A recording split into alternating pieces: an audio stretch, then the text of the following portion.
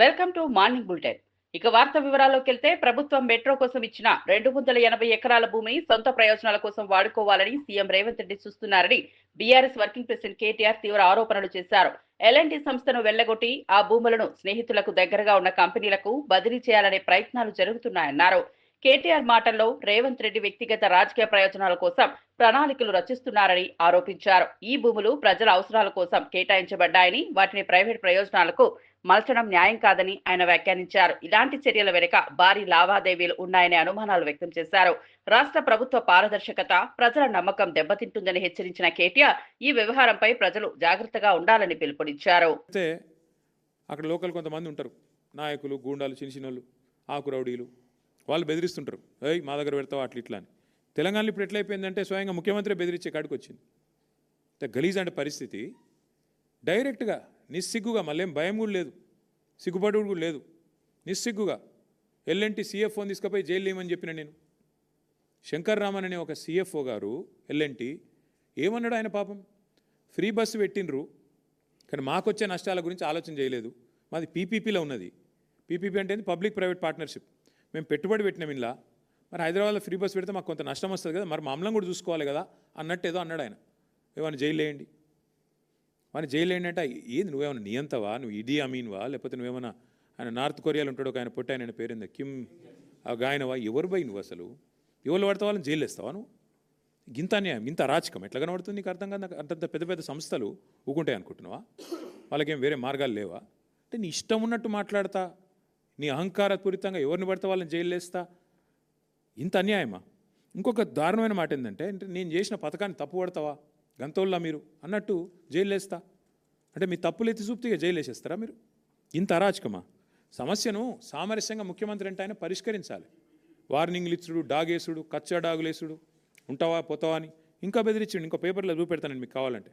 ఓ స్పీచ్లో చెప్తున్నాడు ముఖ్యమంత్రి. ఎల్ఎన్టీకి కేసీఆర్ అంటే కేటీఆర్ అంటే ఇష్టం ఉండొచ్చు, కానీ ఇప్పుడు ముఖ్యమంత్రి రేవంత్ రెడ్డి యాద పెట్టుకోండి. అంటే ఇక ఓపెన్ దాదాగిరి. వాళ్ళేమైనా మా చుట్టాలా, వాళ్ళకేమైనా మాకు వ్యాపార భాగస్వామ్యం ఉందా? ఎల్ఎన్టీకి నేను కేసీఆర్ గారు ఎందుకు ఇష్టం ఉంటామండి నాకు అర్థం కాదు. ఆయన తిక్కలోడు కానీ వాళ్ళ మీద డాగేసుడు. బీఆర్ఎస్ వర్కింగ్ ప్రెసిడెంట్ కేటీఆర్ సొంత చెల్లెలు కవితను బయటకు పంపడం తగదని మంత్రి సీతక్క వ్యాఖ్యానించారు. మహిళలను గౌరవించని రాజకీయాలు ఎక్కువ కాలం నిలవని హితవు పలికారు. మహిళా కాంగ్రెస్ ను మరింత బలపరుస్తామని, మహిళల సంక్షేమ కార్యక్రమాల్లో కాంగ్రెస్ ప్రభుత్వ విధానం ఎప్పటికీ ముందుంటుందని వివరించారు. ఉచిత బస్సు ప్రయాణం, అభయహస్తం నిధులు, ఆర్థిక సహాయం వంటి పథకాలు మహిళలకు అండగా నిలుస్తాయని పేర్కొన్నారు. బీఆర్ఎస్ ప్రభుత్వం ఈ నిధులను స్వాహా చేసిందని ఆరోపించారు. మహిళలపై కుట్రలు పన్నిన వారు ఎప్పటికీ బాగుపడరని వ్యాఖ్యానిస్తూ మహిళలు చారిత్రాత్మకంగా ఎదురొడ్డి నిలబడతారని తెలిపారు. మహిళలకు ఆర్థిక స్వేచ్ఛ ఇచ్చే దిశగా కాంగ్రెస్ శక్తి వంచన లేకుండా కృషి చేస్తోందని స్పష్టం చేశారు. మహిళా అధ్యక్షురాలతో సమావేశాన్ని ఏర్పాటు చేయడం జరిగింది. వారి అధ్యక్షతన వివిధ జిల్లాలో ఉన్నటువంటి మహిళలతో మరి రివ్యూ సమావేశాన్ని ఏర్పాటు చేసుకున్నాం. రాబోయే కాలంలో మహిళా సంఘాలను, మహిళా కార్యక్రమాలను, అభివృద్ధి కార్యక్రమాలను బలోపేతం చేస్తున్న సందర్భంలో మా మహిళా నాయకత్వం అంతా అందులో పార్టిసిపేట్ కావాలి, భాగస్వాములు కావాలని మరి వాళ్ళందరినీ కూడా సూచనలు, సలహాలు కోరడం జరిగింది. అదేవిధంగా వీళ్ళందరూ కూడా మా గవర్నమెంట్ రావడంలో గ్రామీణ ప్రాంతాల్లో, పట్టణ ప్రాంతాల్లో మహిళలతో కలిసి అనేక సమస్యల మీద ఆనాడు పోరాటం చేయడంలో కానీ, పార్టీని బలోపేతం చేయడంలో కానీ అగ్రభాగాన ఉన్నారు. వాళ్ళందరికీ కూడా రాబోయే కాలంలో మా కాంగ్రెస్ పార్టీ ఆధ్వర్యంలో ఖచ్చితంగా ప్రభుత్వ కార్యక్రమాల్లో కూడా భాగస్వాములు అయ్యే విధంగా వాళ్ళను బలోపేతం చేస్తామని తెలియజేస్తూ, రాష్ట్రంలో కూడా మీరు చూస్తూ ఉన్నారు, మన ప్రభుత్వం వచ్చిన నాటి నుంచి మహిళా సంక్షేమం మీద ప్రత్యేకంగా దృష్టి పెట్టి వచ్చి రాగానే రాష్ట్రంలో ఏ మూల నుంచి ఏ మూలకైనా ఉచితంగా బస్సు ప్రయాణం, ఉచిత బస్సు ప్రయాణమే కాదు, బస్సుకు ఓనర్లను కూడా చేసే విధంగా మహిళా సంఘాలకు బస్సులు కూడా ఇవ్వడం జరిగింది. అదే కాకుండా ఇప్పటి వరకే మేము వచ్చిన తర్వాత దాదాపుగా 27,000 కోట్లకు పైగా మహిళలకు మరి వడ్డీ లేని రుణాలు ఇవ్వడంతో పాటు వారిని ఆర్థికవేత్తలుగా, బిజినెస్ పర్సన్స్గా తయారు చేస్తూ ఎక్కడికక్కడ ట్రైనింగ్స్ కూడా ఇవ్వడం జరుగుతూ ఉంది. ప్రతి ఇంట్లో మహిళ ఆర్థికంగా స్వతంత్రాలుగా ఉంటే ఆ కుటుంబంలో మంచి చెడు ఏదున్నా తను ఒంటి చేతితో నడపగలుగుతుంది. కాబట్టి మహిళల సంతోషమే మా యొక్క సంతోషంగా మా సీఎం రేవంత్ రెడ్డి గారు మహిళలను సంఘాలలో చేరండి, 1 కోటి మంది మహిళలను సంఘాలలో చేర్పించాలి, తద్వారా వాళ్ళని కోటీశ్వరులను చేయాలనేటువంటి సంకల్పంతో ముందుకెళ్తున్నారు. దానికి అనుగుణంగానే మేము వాళ్లకు మరి రకరకాల బిజినెస్లు కూడా పెట్టడం జరిగింది. ఇప్పటి వరకు 22 రకాల బిజినెస్లను ఇంట్రడ్యూస్ చేయడం జరిగింది. దాంట్లో పెట్రోల్ బంకులు కానీ, ఇందిరా మహిళా శక్తి క్యాంటీన్స్ కానీ, ఈవెంట్ మేనేజ్మెంట్లు కానీ, సోలార్ కానీ, ఇట్లా మరి ఇంకా పౌల్ట్రీ ఫార్మ్స్ కానీ, మరి లోకల్గా ఇంకా ఫిషరీస్కి సంబంధించినటువంటి బిజినెస్ కానీ ఇవన్నీ చేస్తాను. ఇవి నడిపించుకోవడానికి జగిత్యాల జిల్లా మల్లాపూర్ మండలంలోని ముత్యంపేట చక్కెర కర్మాగారాన్ని మళ్లీ ప్రారంభిస్తామని సీఎం రేవంత్ రెడ్డి ఇచ్చిన మాటకు కట్టుబడి ఉంటామని మంత్రి అడ్లూరు లక్ష్మణ్ ప్రకటించారు. ప్రభుత్వ విప్ ఆది శ్రీనివాస్ తో కలిసి ఆయన కర్మాగారాన్ని పరిశీలించారు.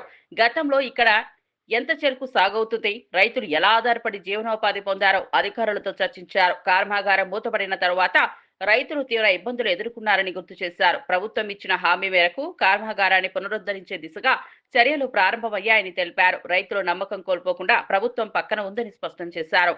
ఈ నిర్ణయం రైతులకు ఉపశమనం కలిగిస్తోందని, ప్రాంతీయ ఉపాధికి కొత్త ఊపిరి పోస్తోందని విశ్వాసం వ్యక్తం చేశారు.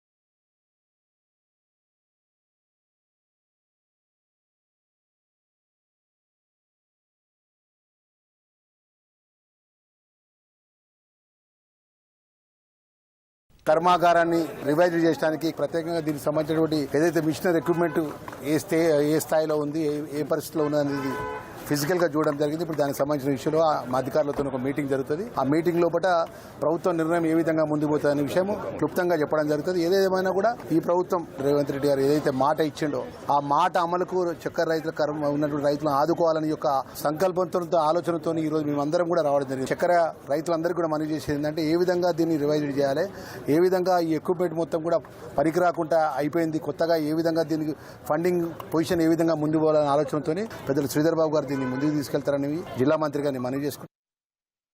స్తంభాల గరువు వాటర్ ట్యాంకులను పరిశీలించిన ఎమ్మెల్యే కోవెలమూడి రవీంద్రబాబు కలెక్టర్ అన్సారియాతో కలిసి పలు లోపాలను గుర్తించారు. పాత వాటర్ ట్యాంకులను మూతలు లేకపోవడం, ఇనుప మెష్లు లేకపోవడం వల్ల అనారోగ్య సమస్యలు తలెత్తే అవకాశం ఉందని తెలిపారు.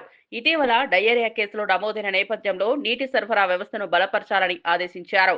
ట్యాంకుల శుభ్రత, రెగ్యులర్ మానిటరింగ్, సీసీటీవీల ఏర్పాటు, ప్రత్యేక కమిటీ ఏర్పాటుపై అధికారులకు సూచనలు ఇచ్చారు. ప్రజలకు శుభ్రమైన నీరు అందించడం ప్రభుత్వ బాధ్యత అని గుర్తు చేశారు. గుంటూరులో ప్రజారోగ్యం కోసం చర్యలు తీసుకుంటామని స్పష్టం చేశారు. మహబూబాబాద్ జిల్లాలోని ముదిరెడ్డిపల్లి అరవిందో ఫ్యాక్టరీపై జడ్చల ఎమ్మెల్యే అనిరుద్ రెడ్డి తీవ్ర ఆగ్రహం వ్యక్తం చేశారు. కాలుష్య నియంత్రణ మండలి ఒక్క రోజులో చర్యలు తీసుకోకపోతే ఉదయం 11 గంటలకు ఫ్యాక్టరీని తానే కూల్చేస్తానని హెచ్చరించారు. స్థానికులు కాలుష్యం కారణంగా అనేక సమస్యలు ఎదుర్కొంటున్నారని, కానీ అధికారులు కనీసం స్పందించడం లేదని విమర్శించారు. కాలుష్య నియంత్రణ మండలి ప్రజల జీవనోపాధి రక్షించాల్సిన అవసరం ఉందని గుర్తు చేశారు. ప్రజల ఆందోళన నిర్లక్ష్యం చేస్తే తీవ్ర పరిణామాలు వస్తాయని హెచ్చరించారు. ప్రజల ఆరోగ్యం కంటే లాభాలను కాపాడే కంపెనీలు అవసరం లేదని స్పష్టం చేశారు. ఈ డైరియా కేసెస్ రావడానికి రకరకాల కారణాలు. వాటర్ వచ్చేటప్పటికి కృష్ణానది నుంచి మనకి 2 సోర్సెస్తో తక్కెళ్ళపాడు రిజర్వాయర్కి వాటర్ వస్తుంది. మెజారిటీ వాటర్ పైప్ లైన్ ద్వారా వస్తుంది, కొంత గుంటూరు ఛానల్ ద్వారా తీసుకుంటున్నారు. అక్కడికి వచ్చిన తర్వాత తక్కెళ్ళపాడు రిజర్వాయర్లో దాన్ని కంప్లీట్గా శుద్ధి చేసి లోకల్ రిజర్వాయర్స్లోకి వాటర్ తీసుకువెళ్తున్నారు. సో ఎక్కడైనా ప్రాబ్లం ఉంటే అక్కడ ఒక సెకండ్ పాయింట్ ప్రాబ్లం రావడానికి, థర్డ్ ఆ రిజర్వాయర్ నుంచి ఇంటింటికి వెళ్ళేటువంటి పైప్ లైన్స్, ఈ పైప్ లైన్స్ డ్రైనేజ్ సిస్టంలో మిక్స్ అవటం వల్ల కానీ ఇది third source of contamination. Fourth, ఇవన్నీ కరెక్ట్గా ఉన్నా కూడా యాక్చువల్ వాటర్లో బ్యాక్టీరియా అంటే ప్రాపర్ క్లోరినేషన్ కానీ ఇవి లేకపోవడం. అంటే ఈ 4 కారణాలు జనరల్గా వాటర్ కంటామినేషన్కి కారణాలు. సో ఈరోజు యాక్చువల్గా తక్కెళ్ళపాడు మొత్తం కూడా అసలు ఎంటైర్ ప్రాసెస్ ఎలా అవుతుందని విజిట్ చేసి అక్కడ ఉన్నటువంటి సిచ్యువేషన్ అర్థం చేసుకున్నాం. అదేవిధంగా లోకల్గా ఉండేటువంటి రిజర్వాయర్స్ని కూడా విజిట్ చేసాం. దీనికి 1 by 1 ఇప్పుడు యాక్చువల్గా డిస్ట్రిక్ట్ అడ్మినిస్ట్రేషన్, కలెక్టర్ గారు, జాయింట్ కలెక్టర్ గారు వీరందరిని అభినందించాలి. ఎందుకంటే కేసెస్ని ఫాస్ట్గా ఐడెంటిఫై చేశారు. పబ్లిక్ హెల్త్ అఫీషియల్స్ కూడా క్లస్టర్స్ ఎక్కడి నుంచి వస్తున్నాయని వాటిని కొన్ని దాదాపుగా 167 శాంపుల్స్ తీసుకుంటే అరౌండ్ 20 శాంపుల్స్ కంటామినేట్ అయినాయి. ఇవి కొన్ని ప్రైవేట్ వాటర్ ప్లాంట్స్లో వాళ్ళు ఫిల్టర్లు మార్చకపోవడం వల్ల అట్లా ఉన్నాయన్నారు. వాటిని బ్యాన్ చేశారు. అక్కడక్కడ కొన్ని పానీపూరి సెంటర్స్ దగ్గర ఇవి ఉన్నాయన్నారు. వాటిని కొంచెం కంట్రోల్ చేశారు. సో ముందు ఇమీడియట్ ప్రాబ్లం అయితే ఫిక్స్ చేశారు. అయితే లాంగ్ టర్మ్లో ఇది 1 year బ్యాక్ కూడా ఇదే విధంగా జరిగింది, ఇంతకుముందు ఉన్నటువంటి గవర్నమెంట్లో కూడా. దీనికి కారణాలు రకరకాలు. ఒకటి, ప్రాపర్గా ఈ రిజర్వాయర్స్ మెయింటైన్ చేయడానికి కావాల్సినటువంటి ఇన్ఫ్రాస్ట్రక్చర్ ఫండింగ్ ఒకటి. ఇంకోటి, పాత ఎక్కడైతే ఈ కప్పులు ఊడిపోయి ఈ రిజర్వాయర్లు ఎక్కడైతే మెయింటెనెన్స్ లేవో వాటిని యుద్ధ ప్రాతిపదికన ఇప్పుడు ఒక 3 తీసుకున్నాం. దాదాపు 5 కోట్ల, ఒక్కొక్కటి 4 నుంచి 5 కోట్లు అవుతుందంటున్నారు. అవి టెండర్లు కూడా పిలిచారు. దాదాపు 15 కోట్లు పెట్టి చుట్టుపక్కల ప్రాంతంలో అవన్నీ కొంచెం ఓల్డ్ అయిపోయిన వాటన్నిటిని రీబిల్డ్ చేస్తాం. అదేవిధంగా ఈ పెద్ద రిజర్వాయర్ల దగ్గర కొన్ని వీడియో కెమెరాలు పెట్టి మ్యాండేటరీ స్టాండర్డ్ ఆపరేటింగ్ ప్రొసీజర్స్ ఉన్నాయి. యాక్చువల్గా ఉన్నా కూడా అవి ఎఫెక్టివ్గా ఇంప్లిమెంట్ అవ్వట్లేదు. కొంత వీడియో కెమెరా మానిటరింగు, తర్వాత మంత్లీ హయ్యర్ అఫీషియల్స్ ఎవరైతే ఉన్నారో దాన్ని ప్రాపర్గా మానిటర్ చేసి స్టాఫ్ని కొంచెం అకౌంటబిలిటీ చేయటం అనేది. తర్వాత వీటితో పాటు థర్డ్ పార్టీ, ఇక్కడ యాక్చువల్గా చాలామంది సిటిజన్స్ ఉన్నారు గుంటూరులో, వాళ్ళందరూ కూడా ఈ గవర్నమెంట్ మెషినరీ బాగా పనిచేయాలనే ఉద్దేశంతో వాళ్ళంతటా వాళ్ళే వాలంటీర్గా వర్క్ చేయడానికి ఉన్నారు. ఇక్కడ నారాయణ రెడ్డి గారు లాంటి వాళ్ళందరినీ పెట్టి ఒక పబ్లిక్ సిటిజన్ కమిటీ లాగా వేసి వాళ్ళకు కొంచెం చట్టబద్ధత కల్పించి వాళ్ళను కూడా ఈ మానిటరింగ్ సిస్టంలోకి తీసుకొచ్చి ఈ వాటర్ ట్యాంకర్స్ కానీ ఇవన్నీ, ఈ ట్యాంక్స్ ఇవన్నీ రెగ్యులర్గా క్లీన్ చేస్తున్నారా లేదా, క్లోరినేషన్ జరుగుతుందా లేదా, ఇవి తీసుకొచ్చే ఒక మెకానిజం తీసుకొస్తారు. ఎల్ఎన్టీ సంస్థ వ్యక్తిగత కారణాలతో వెనక్కి వెళ్తోందని, దీనిని కూడా కేటీఆర్ రాజకీయంగా మలచడం తగదని టీపీసీసీ ప్రధాన కార్యదర్శి చరణ్ కౌశిక్ యాదవ్ విమర్శించారు. వాస్తవాలను వక్రీకరించి ప్రజలను తప్పుదోవ పట్టించడం కేటీఆర్ కు అలవాటైపోయిందని ఆరోపించారు. ఎల్ఎన్టీకి ఆటంకాలు కలిగించింది, ప్రాజెక్టును సజావుగా సాగనివ్వలేనిది గత బీఆర్ఎస్ ప్రభుత్వమేనని అన్నారు. కొత్త ప్రభుత్వం పారదర్శకతతో ముందుకు వెళ్తోందని, ప్రతి పెట్టుబడిదారునికి నమ్మకాన్ని కల్పిస్తోందని వివరించారు. ప్రజలకు నిజం తెలియకుండా భ్రమలు సృష్టించడం దురదృష్టకరమన్నారు. తెలంగాణ అభివృద్ధి ఆగదని, కేటీఆర్ ఆరోపణలు ఎవరూ నమ్మబోరని స్పష్టం చేశారు. దాని తర్వాత అసెంబ్లీలో కూడా మాట్లాడినాను, పొల్యూషన్ బోర్డు యాక్షన్ తీసుకోవాలి, కానీ ఇప్పటివరకు ఏం యాక్షన్ తీసుకోలేదు. ఏమో పొల్యూషన్ బోర్డు వాళ్ళిద్దరు ఒకటైనరో, రైతుల గురించి పట్టించుకోరో అర్థమవుతలేదు. ఒక ఎమ్మెల్యేగా నా నియోజకవర్గంలో రైతులకి అన్యాయం జరిగితే ఊరుకునేది లేదని చెప్పి కూడా నేను ఎన్నోసార్లు చెప్పినాను. ఇంకా ఓపిక లేదు నాకు. ఇంకా పొల్యూషన్ బోర్డులో కంప్లైంట్ ఇచ్చుకుంటా, స్టేట్మెంట్ ఇచ్చుకుంటా, ఇంకా నాకు ఓపిక లేదు. ఒక్కరోజు టైం ఇస్తున్నా పొల్యూషన్ బోర్డులకి. ఇప్పుడు వీడియోలు కూడా మీకు పంపిస్తాను, నీళ్ళు ఎట్లా వదులుతున్నారో. యాక్షన్ తీసుకోకుంటే సండే నాడు 11ంటికి నేనే అరబిందో ఫ్యాక్టరీ ముందుకు పోయి ఇంకా ఫ్యాక్టరీని కాలబెడతాను. మీరు యాక్షన్ అన్న తీసుకుంటారా, నేను ఫ్యాక్టరీని అన్న కాలబెట్టాలా అనేది మీరు నిర్ణయించాలి. పొల్యూషన్ బోర్డు అరబిందో యజమాన్యం కూడా చెప్తున్నాను, ఇంకా చాలు. 1000 కోట్లు సంపాదిస్తున్నారు, లక్షల కోట్లు సంపాదిస్తున్నారు. రైతుల పొలాలు వాళ్ళే, మీ వల్ల అసలు పంట నష్టం జరుగుతుంది. అక్కడ ముద్రెడ్డిపల్లి చెరువులో చేపలు కూడా చచ్చిపోతున్నాయి. ఎన్నిసార్లు చెప్పినా కానీ మీరు పట్టించుకుంటలేరు. మీ డెడ్ లైన్ సండే 11 o'clock. నేను వస్తున్నాను మీ ఫ్యాక్టరీ ముందుకి. మీరు ఈ ఒక్కరోజు లోపల సరిదిద్దుకుంటే మంచిది, లేకుంటే కాలబెట్టేది మాత్రం గ్యారెంటీ.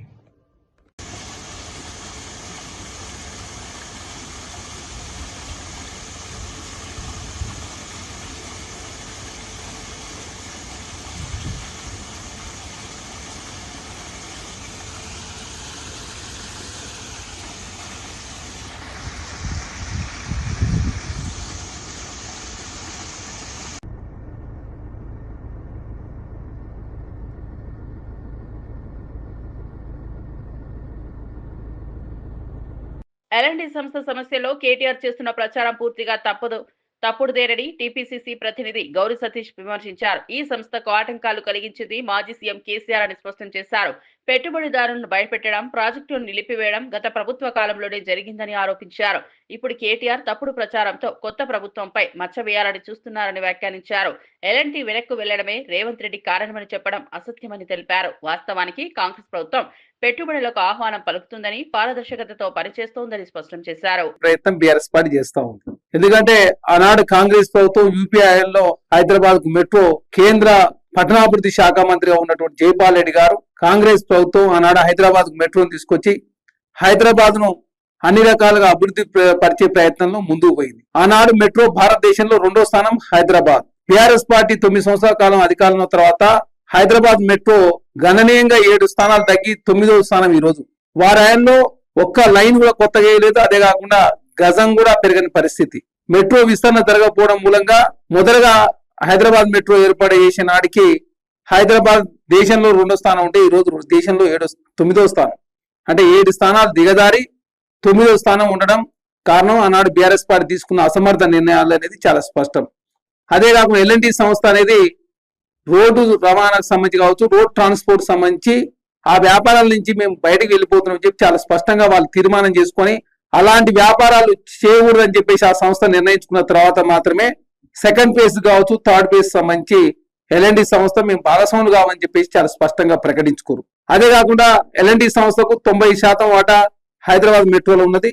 అదే కాకుండా 10% కేంద్ర ప్రభుత్వ వాటా. దానికి సంబంధించి కేంద్రం కావచ్చు, రాష్ట్రం కావచ్చు కొనుగోలు చేసినట్లయితే మేము ఇవ్వడానికి సిద్ధంగా ఉన్నామని చెప్పి చాలా స్పష్టంగా వారు ప్రకటించిన తర్వాత రాష్ట్ర ప్రభుత్వం 13,000 కోట్ల రూపాయలకి అప్పులను బదలాయింపు చేసుకొని వాళ్ళకు సంబంధించిన ఈక్విటీ సంబంధించినటువంటి షేర్లను కూడా రాష్ట్ర ప్రభుత్వం కొనుగోలు చేసి మెట్రో సెకండ్ ఫేజ్ కావచ్చు, థర్డ్ ఫేజ్ కావచ్చు పబ్లిక్ ట్రాన్స్పోర్ట్ ను దృష్టిలో పెట్టుకొని తెలంగాణ రాష్ట్రంలో కాంగ్రెస్ ప్రభుత్వం ముందుకు పోతా ఉంటే దాన్ని చూసి ఓరవలేక బీఆర్ఎస్ పార్టీ భారతీయ రాజకీయం చేసే ఉద్దేశంతో ముందుకు పోతా ఉన్నారు. ఆంధ్రప్రదేశ్ లో పెట్టుబడుల రాకకు కూటమి ప్రభుత్వం కృషి చేస్తోందని అధికార వర్గాలు స్పష్టం చేశాయి. ఇప్పటి వరకు రాష్ట్ర పెట్టుబడుల ప్రోత్సాహక బోర్డు 10 సమావేశాలు నిర్వహించి 125 ప్రాజెక్టులకు 6.23 లక్షల కోట్ల పెట్టుబడులు ఆహ్వానించిందని తెలిపారు. ఈ పెట్టుబడుల వల్ల 6.29 లక్షల మందికి ఉపాధి అవకాశాలు కలుగుతాయని అంచనా వేశారు. ఏడాదిలోనే గత ప్రభుత్వ కాలంలో సాధించిన పెట్టుబడుల కంటే 3 ఎక్కువగా సాధించామని వివరించారు. కూటమి ప్రభుత్వం ఆర్థికాభివృద్ధి, ఉపాధి సృష్టి, పారిశ్రామిక వృద్ధి పట్ల కట్టుబడి ఉందని కట్టనీయకుండా అడ్డుదలిగినటువంటి పార్టీ టిఆర్ఎస్ పార్టీ కాదా, మీ నాన్నగారా మీరా కాదా ఒక్కసారి మీరు ఆత్మపరిశీలన చేసుకోవాలి. అప్పుడు అడ్డం జరిగి హైదరాబాద్లో మెట్రో నిర్మాణం జరగొద్దు అని చెప్పి అడ్డుదలిగినటువంటి వ్యక్తులు మీరు ఇప్పుడు ఎల్ఎన్టీ సంస్థ గురించి మీరు మాట్లాడితే దయ్యాలు వేదాలు వలిచినట్టు ఉంటుందా కాదా ఒక్కసారి మీరు ఆత్మపరిశీలన చేసుకోవాలని చెప్పి కాంగ్రెస్ పార్టీ పక్షాన మీకు విజ్ఞప్తి చేస్తూ ఉన్నాం. దాంతోపాటుగా మీరు ఏదైతే చెప్తా ఉన్నారో అప్పుల గురించి మాట్లాడితే చాలా విడ్డూరంగా ఉంటుంది. తెలంగాణ రాష్ట్ర ఖజానాను కుల్లగొట్టి యావత్ తెలంగాణ ప్రజల యొక్క మనోభావాలను దెబ్బతినే విధంగా అటు ఉద్యోగస్తుల గురించి కానీ, ఆర్టీసీ గురించి కానీ మాట్లాడే నైతిక అర్హత మీకు కానీ మీ పార్టీకి లేదు అని మీరు ఒక్కసారి ఆత్మపరిశీలన చేసుకోవాలి. గతంలో మీరు చేసినటువంటి విధానాలన్నీ, మీరు చేసినటువంటి ఏదైతే దమనకాండను మీరు మర్చిపోయి మాట్లాడుతున్నారంటే యావత్ సమాజం అంతా కూడా మర్చిపోలేదనేది ఒక్కసారి మీరు గుర్తు తెచ్చుకోవాలని చెప్పి కూడా విజ్ఞప్తి చేస్తూ ఉన్నాం.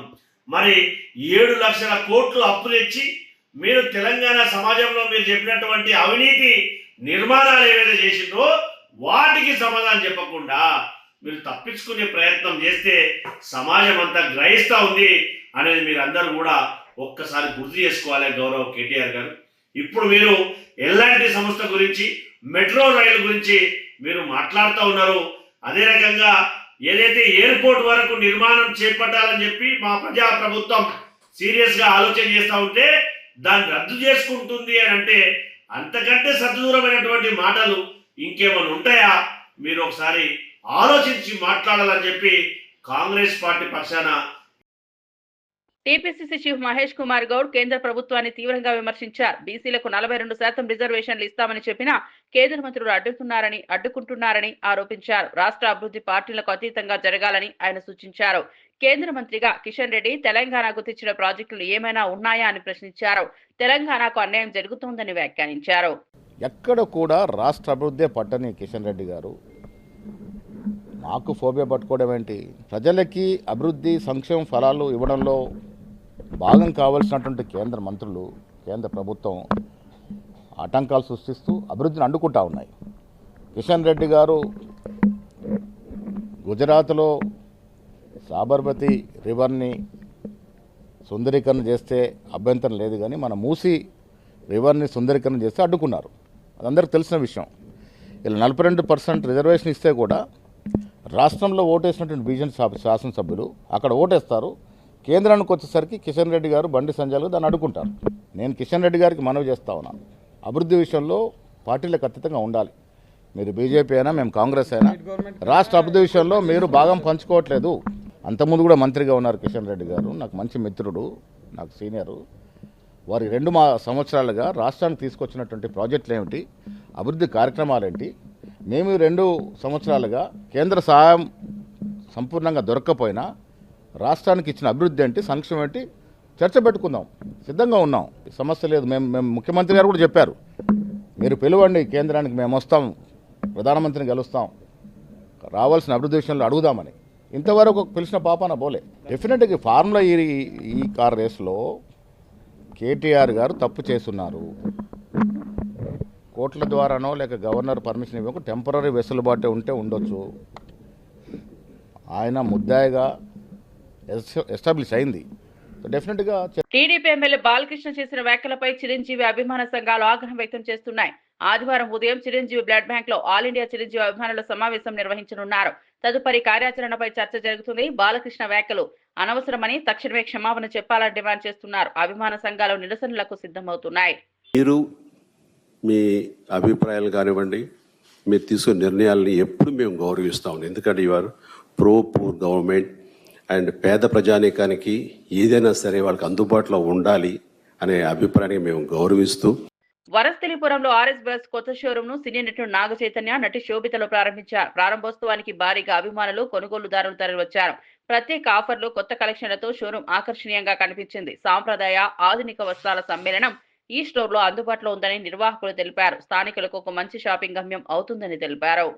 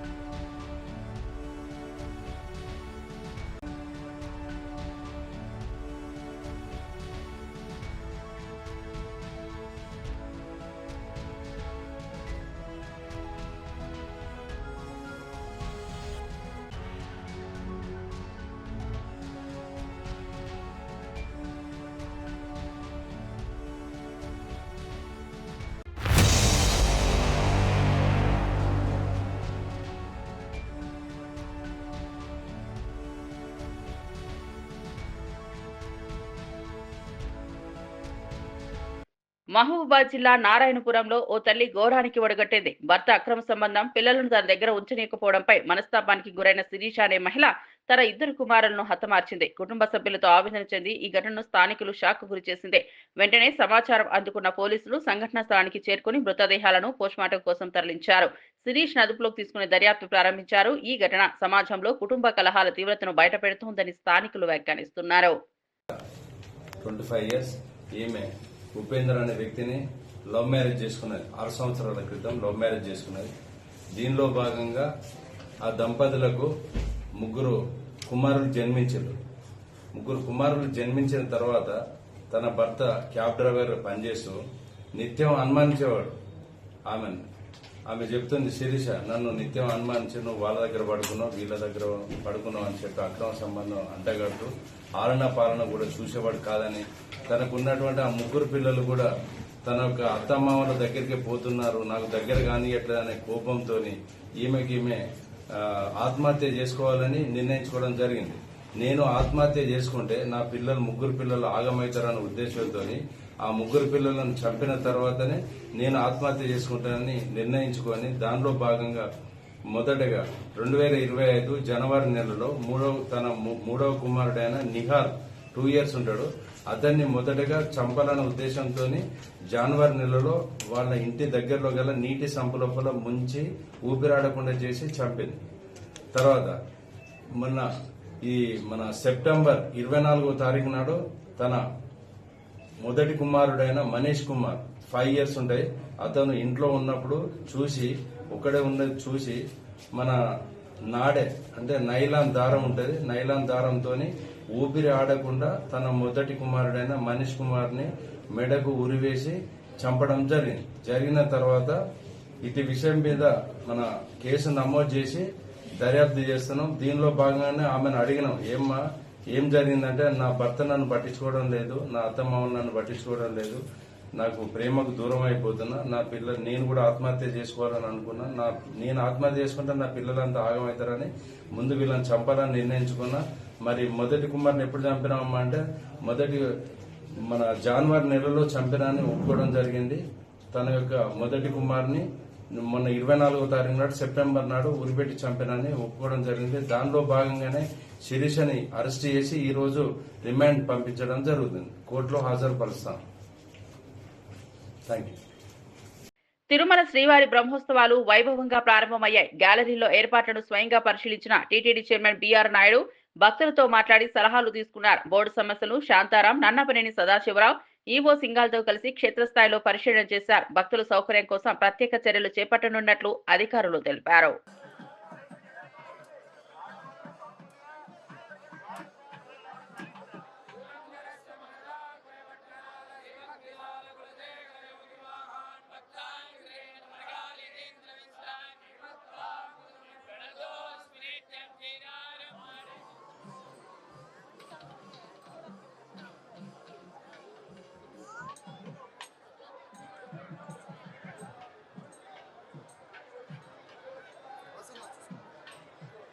ఇవి బులెటిన్ అప్డేట్స్. మరో బులెటిన్లో మళ్ళీ కలుద్దాం.